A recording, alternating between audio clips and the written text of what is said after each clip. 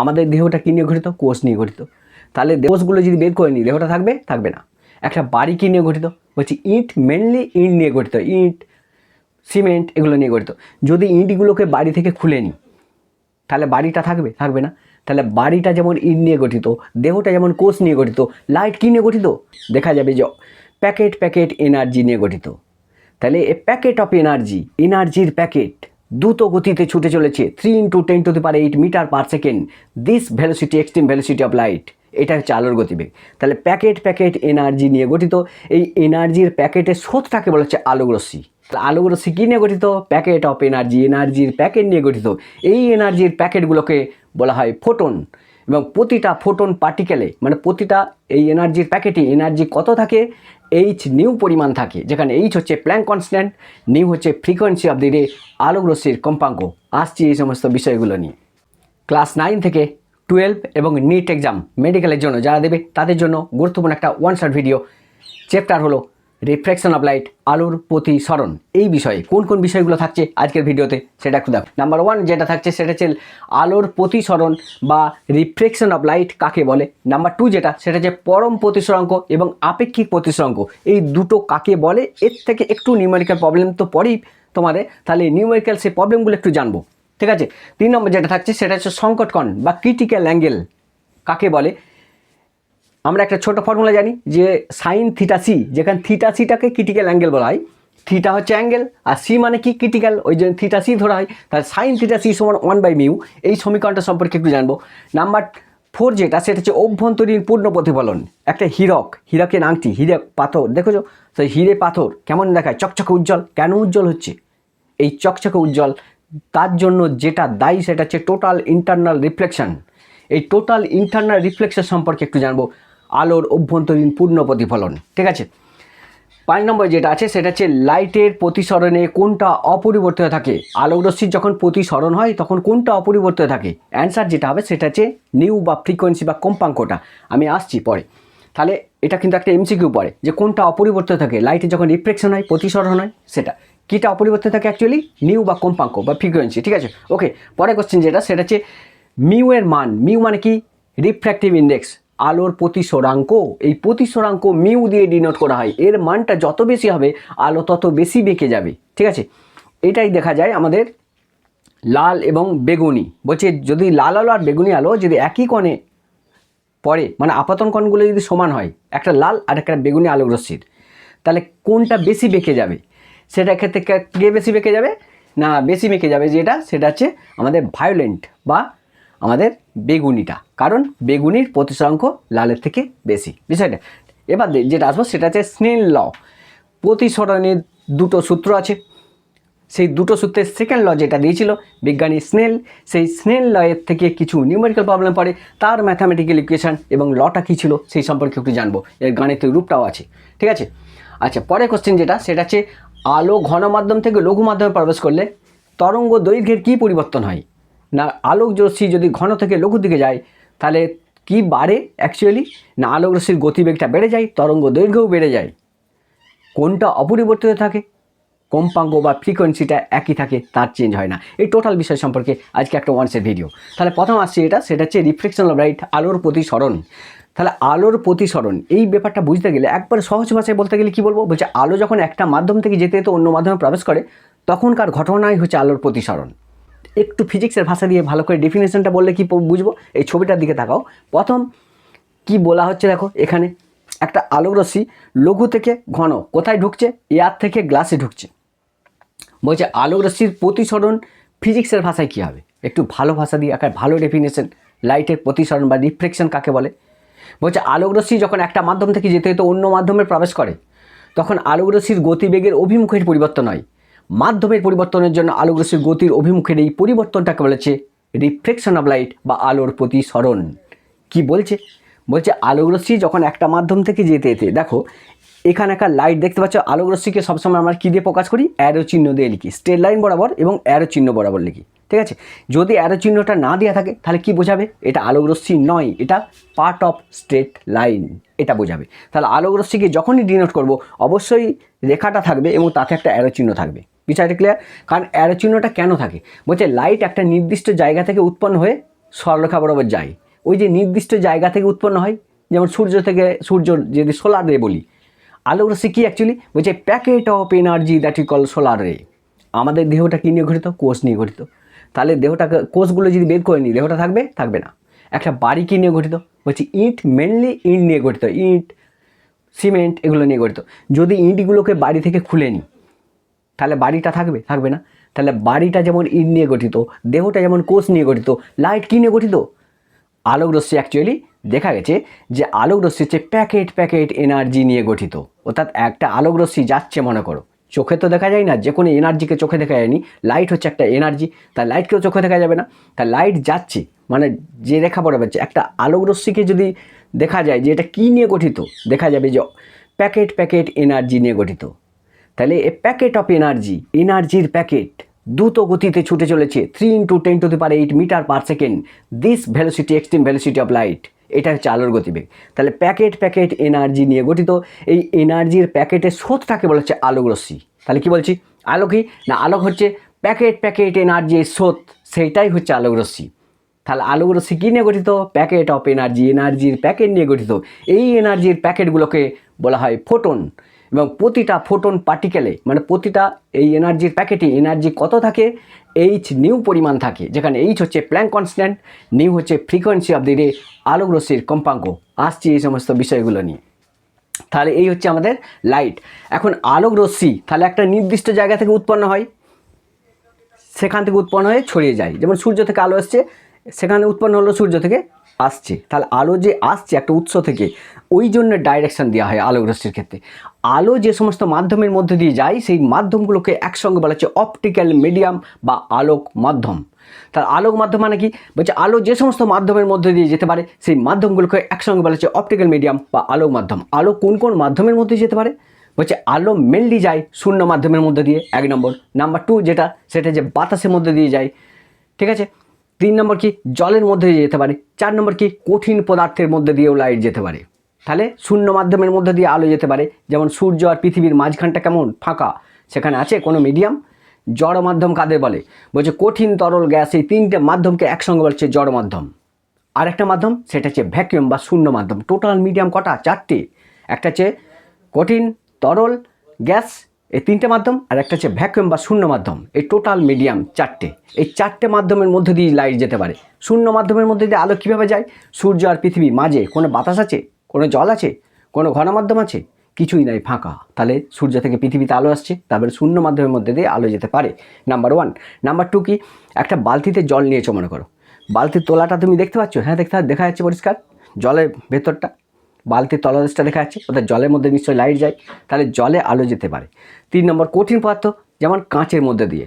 গাড়ি যারা চালায়, তাহলে ড্রাইভাররা, ওই সামনে কী থাকে? কাঁচ থাকে। তাহলে কাঁচের ভিতর থেকে কী হচ্ছে? আলো রশ্মিটা প্রথম কী হচ্ছে? রাস্তায় আলো পড়ছে, সেই আলো রাস্তা থেকে প্রতিফলিত হয়ে কোথায় ঢুকলো? কাঁচে। কাঁচ থেকে ড্রাইভারের চোখে পৌঁছাচ্ছে, পরিষ্কার দেখা যাচ্ছে বাইরেটা, কাঁচ। তাহলে কঠিন পদার্থ, তাহলে কঠিন পদার্থের মধ্যেও লাইট যেতে পারে। তাহলে লাইট যে সমস্ত মাধ্যমের মধ্যে দিয়ে যায়, তাদের হচ্ছে অপটিক্যাল মিডিয়াম বা আলোক মাধ্যম। এই 4টে মাধ্যমের মধ্যে দিয়ে লাইট যেতে পারে, কঠিন, তরল, গ্যাস আর শূন্য মাধ্যম। আসছি এই বিষয়টাতে। প্রতিসরণ কাকে বলে? বলছে আলো তাহলে একটা মাধ্যম থেকে যেতে যেতে অন্য মাধ্যমে যদি প্রবেশ করে, তখন আলোক রশ্মির কী হয়? বলছে গতিবেগের অভিমুখের পরিবর্তন হয়।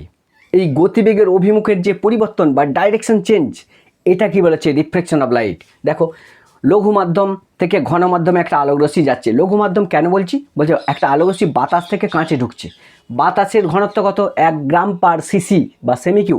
কাঁচের ঘনত্ব কত? 1.5 গ্রাম পার সিসি। মানে বাতাসের ঘনত্ব থেকে কাঁচের ঘনত্বটা বেশি। বুঝতে পারছো? যে যত বেশি কঠিন হবে, তার ঘনত্ব তত বেশি হবে। কাঁচ তো বাতাস থেকে অনেক কঠিন, তাহলে কাঁচের ঘনত্ব বেশি।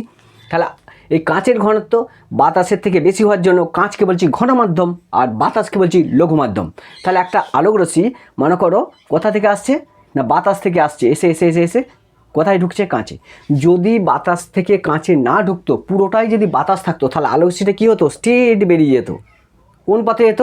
এ ও সি পথে বেরিয়ে যেত সোজা, কারণ আলোক রশ্মি সরলরেখা বরাবর চলে।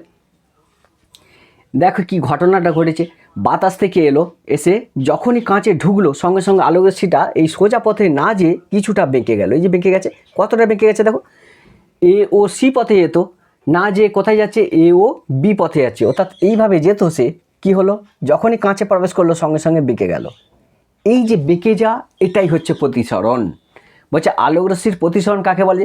বলছে আলোক রশ্মি যখন একটা মাধ্যম থেকে যেতে যেতে, এখানে মাধ্যমটা কে? বাতাস। অপর মাধ্যম কে? না গ্লাস বা কাঁচ। তাহলে আলোক রশ্মি যখন একটা মাধ্যম থেকে যেতে যেতে অন্য মাধ্যমে প্রবেশ করে, তখন আলোক রশ্মির কী হয়? গতিবেগের অভিমুখের পরিবর্তন হয়। কিসের জন্য হলো? বলছে মাধ্যম চেঞ্জ হয়েছে, যে বাতাস থেকে কাঁচে ঢুকেছে, মিডিয়াম চেঞ্জ হয়েছে, তাহলে মাধ্যমের পরিবর্তনের জন্য আলোক রশ্মির গতিবেগের অভিমুখের এই পরিবর্তনটাকে বলছে রিফ্লেকশন অফ লাইট বা আলোর প্রতিসরণ। তাহলে এই হচ্ছে প্রতিসরণের ঘটনা। একটা জিনিস দেখো, বলছে যে রশ্মিটা আসছে, ঠিক আছে, এই যে রশ্মিটা, এই রশ্মিটা আসছে, এইটার নাম কি? এ ও রশ্মি। তাহলে আর আমি কি করেছি, এখানে একটা পারপেন্ডিকুলার টেনেছি, মানে অভিলম্ব টেনেছি। লম্বকে ইংলিশে বলা হচ্ছে নর্মাল লাইন। ওই নর্মাল লাইনের জন্য অভিলম্বকে আমরা এন দিয়ে ডিনোট করি। ওই জন্য দেখবে তোমাদের বইতেও থাকবে এন ডট লেখা আছে। কেন এন দিয়ে হয়? না নর্মাল লাইন বা অভিলম্বকে নর্মাল লাইন বলা হয়, ওই নর্মালের এন, এই জন্য এন দিয়ে হয়, ঠিক আছে। তাকে এখন দেখো যে রশ্মিটা আসছে সেই রশ্মিটাকে কি বলবো?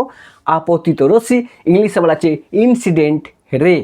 তাহলে এও হচ্ছে ইনসিডেন্ট রে বা আপতিত রশ্মি। বলছে এই আপতিত রশ্মি অভিলম্বের সঙ্গে যে কোণ করে, এখানে অবিলম্ব কে? না অবিলম্ব হচ্ছে এনো, এটা হচ্ছে অবিলম্ব।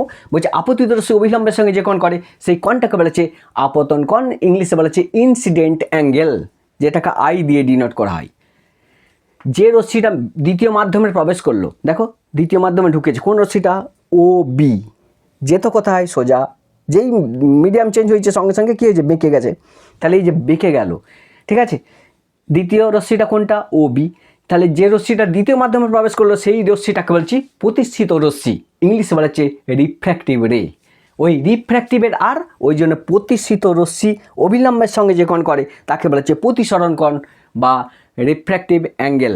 ওই জন্যই প্রতিসরণ কোণকে আমরা আর দিয়ে ডিনোট করি। আশা করি বিষয়টা ক্লিয়ার হলো। তাহলে এখানে প্রতিসরণ কোণ কোনটা? বি ও এন ডট হচ্ছে প্রতিসরণ কোণ। আপতন কোনটা? এ ও এন হচ্ছে আপতন কোণ। তাহলে আপতন কোণকে ইংলিশে বলা হচ্ছে ইনসিডেন্ট অ্যাঙ্গেল। ওই ইনসিডেন্টের আই, ওই জন্য আপতন কোণকে আমরা আই দিয়ে ডিনোট করি। ওকে, আচ্ছা, প্রতিসরণ কোণকে বলছে রিফ্র্যাক্টিভ অ্যাঙ্গেল, প্রথম অক্ষরটা আর, ওই জন্য আর দিয়ে ডিনোট করি। এখানে একটু জেনে নাও যে চ্যুতি কোণটা, ডেল্টা সম্পর্কে একটু জেনে নাও। আলো রশ্মিটা যদি পুরোটা বাতাস থাকতো তাহলে কেমন যেত? সোজা বেরিয়ে যেত। কোন পথে? এ ও সি পথে বেরিয়ে যেত। যেহেতু মিডিয়াম চেঞ্জ হয়েছে, আলো রশ্মি তখন কী হয়েছে? প্রতিসরণ হয়েছে, মানে বেঁকে গেছে। এই কতটা বেঁকেছে? বলছে যেত সোজা, কতটা বাংলো? যতটা কোণে বেঁকে গেছে সেই কোণটাকে বলছে, অ্যাকচুয়ালি সেই কোণটা কী হয়েছে? স্থানচ্যুত হয়েছে। যেত সোজা, বেঁকে গেছে এত, কতটা কোণে বেঁকে গেছে সেটাই হচ্ছে চ্যুতিকোণ, মানে স্থানচ্যুত হয়েছে।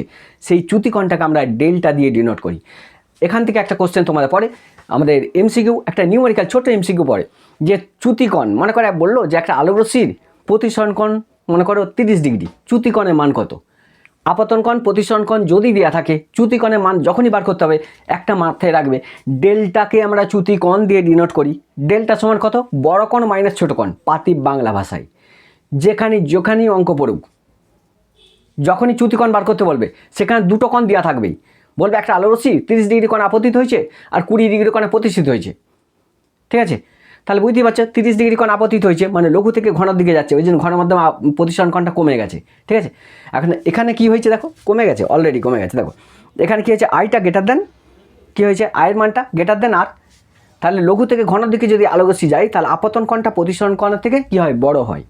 তাহলে ঠিক একই রকমভাবে যদি অপোজিট একটা ছবি দেখি, যে একটা আলোক রশ্মি ঘন মাধ্যম থেকে লঘু দিকে যাচ্ছে, কী হয়েছে? আলোক রশ্মি লঘু মাধ্যম থেকে যদি ঘনর দিকে যায় তাহলে অভিলম্বের দিকে সরে যায়। মাথায় রাখো, লঘু থেকে ঘনর দিকে গেলে অভিলম্বের দিকে সরে যায়। এই যে লঘু থেকে ঘনর দিকে যাচ্ছে, অভিলম্বের দিকে সরে গেছে। ঠিক একই রকমভাবে যদি ঘন থেকে লঘু দিকে যায় তাহলে অভিলম্ব থেকে দূরে সরে যাবে। সেটাই ঘটনা ঘটেছে দ্বিতীয় ছবিটাই। 2 নম্বর ছবিটার দিকে রাখো, একটা আলোক রশ্মি ঘন মাধ্যম থেকে যাচ্ছে, এই যে কোন দিকে যাচ্ছে সেটা প্রকাশ করার জন্য আমি কী ব্যবহার করছি? অ্যারো চিহ্ন। অ্যারো চিহ্নটা কোন দিকে আছে? অভিমুখটা এদিকে, যেদিকে অ্যারো চিহ্নের অভিমুখ সেদিকে লাইটের ভেলোসিটির অভিমুখ, ঠিক আছে। ওকে, তাহলে আলোটা এইভাবে যাচ্ছে, তাহলে ঘন থেকে লঘু দিয়ে যাচ্ছে। ঘন থেকে যদি লঘুর দিকে যায় তাহলে কী হচ্ছে? অভিলম্ব থেকে দূরে সরে গেছে। তাহলে ঘন মাধ্যম থেকে লঘু মাধ্যমের দিকে যদি যায় আলোক রশ্মি, সেক্ষেত্রে আর মানে প্রতিসরণ কোণটা আপতন কোণের থেকে বেশি হয়, মানে আর গ্রেটার দেন আই। আর যদি লঘু থেকে ঘনের দিকে যায় সেক্ষেত্রে কী হয়? আপাতন কোণটা প্রতিসরণ কোণের থেকে বেশি হয়, সেক্ষেত্রে আই গ্রেটার দেন আর। আশা করি এই টোটাল বিষয়গুলো বুঝতে পারলে। ডেল্টা বা চ্যুতিকোণ যদি বার করতে বলে তাহলে মনে করো তোমাকে আই আর আর দিয়ে দিবে, যে কোনো একটা দিয়ে দিবে, দুটো কোণ দেওয়া থাকবে, দুটো কোণ দেওয়া থেকে বলবে যে চ্যুতিকোণের মান কত, তাহলে তোমরা একটা ফর্মুলা ইউজ করবে, সেটা হচ্ছে চ্যুতিকোণ সমান কত, বড় কোণ মাইনাস ছোট কোণ। মনে করো বলে একটা আলোকরশ্মি 30 ডিগ্রি কোণে আপতিত হয়েছে, 20 ডিগ্রি কোণে প্রতিষ্ঠিত হয়েছে, তাহলে চ্যুতিকোণের মান কত। তাহলে আমি ফর্মুলা কি বলছি, একটি ফর্মুলা, শর্টকাট পদ্ধতি, বড় কোণ মাইনাস ছোট কোণ, যে দুটো কোণ দেওয়া থাকবে বড়টা থেকে ছোটোটা যখনই মাইনাস করবে, বিয়োগ করে দেবে, সঙ্গে সঙ্গে তুমি ডেল্টা বা চ্যুতিকোণের মান পেয়ে যাবে, আর জানার দরকার নেই। ঠিক আছে, ওকে। আচ্ছা, এক্ষেত্রে চ্যুতিকোণের মান যদি বার করতে বলি তাহলে কী বার করবে, ডেল্টা সমান কত, আই মাইনাস আর। এক্ষেত্রে চ্যুতিকোণের মান যদি বার করতে বলি তাহলে লিখবে ডেল্টা সমান আর মাইনাস আই, মানে বড় কোণ মাইনাস ছোটো কোণ, এখানে বড় কোণটা কোনটা, আটটা, তাহলে আর মাইনাস আই হবে। ঠিক আছে, এই হচ্ছে আমাদের আলোর প্রতিসরণ এই বিষয়টা। আচ্ছা, প্রতিসরণের সূত্রগুলো একটু দেখে নাও না। দুটো সূত্র আছে প্রতিসরণের, একটা হচ্ছে যে রশ্মিটা আসছে সেই রশ্মিটাকে কী বলছে, আপতিত রশ্মি, যেটা যাচ্ছে নির্গত হচ্ছে, মানে ভিতরে প্রবেশ করলো, অন্য একটা মিডিয়ামে প্রবেশ করলো, সেটাকে বলছে প্রতিষ্ঠিত রশ্মি। এখানে আপতিত রশ্মিকে ওই, প্রতিষ্ঠিত রশ্মিকে ওবি। তাহলে প্রতিসরণের প্রথম সূত্র যদি বলি তাহলে কি বলবো, আপতিত রশ্মি প্রতিষ্ঠিত রশ্মি আপতন বিন্দুতে, আপতন বিন্দু মানে কোনটা, যে বিন্দুতে আপতিত হয়েছে এটা, তাহলে আপতিত রশ্মি প্রতিষ্ঠিত রশ্মি আপতন বিন্দুতে অঙ্কিত অভিলম্ব, এই যে অভিলম্বটা টানা হয়েছে সবগুলো কিন্তু একই সমতলে থাকে। দেখো তাহলে কি আছে, এই তলটার মধ্যে কিন্তু অভিলম্বটা আছে, এই তলটার মধ্যে কিন্তু আপতিত রশ্মিটা এসছে, এই তল থেকেই কিন্তু প্রতিষ্ঠিত হয়েছে আলোকরশ্মিটা। তাহলে কি বলছি, আপতিত রশ্মি প্রতিষ্ঠিত রশ্মি আপতন বিন্দুতে প্রতিসারক তলের উপর অঙ্কিত অভিলম্ব একই সমতলে থাকে, এই সবগুলিতে একই সমতলেই আছে। দেখো এইটা ওয়ে হচ্ছে আপতিত রশ্মি, ওবি হচ্ছে প্রতিষ্ঠিত রশ্মি, তাহলে আপতিত রশ্মি এটা হচ্ছে প্রতিষ্ঠিত রশ্মি, আর এক্স এক্স ডট হচ্ছে প্রতিসারক তল। ঠিক আছে, এইটা এই তলটা কি করেছে না, উপরটাকে বাতাস নিচেটা গ্লাস, দুটোকে ভেদ করে দিয়েছে। ঠিক আছে, সেপারেট করে রেখেছে এই তলটা, এইটা হচ্ছে প্রতিসারক তল। তাহলে আপতিত রশ্মি প্রতিষ্ঠিত রশ্মি আপতন বিন্দুতে প্রতিসারক তলের উপর অঙ্কিত অভিলম্ব, এই অঙ্কিত অভিলম্ব, লম্বটা টেনেছি কোথায় না, প্রতিসারক তলটার উপর আমি লম্ব টেনেছি। তাহলে আপতিত রশ্মি প্রতিষ্ঠিত রশ্মি আপতন বিন্দুতে প্রতিসারক তলের উপর অঙ্কিত অভিলম্ব একই তলে থাকে। এইটা হচ্ছে প্রতিসরণের ফার্স্ট ল।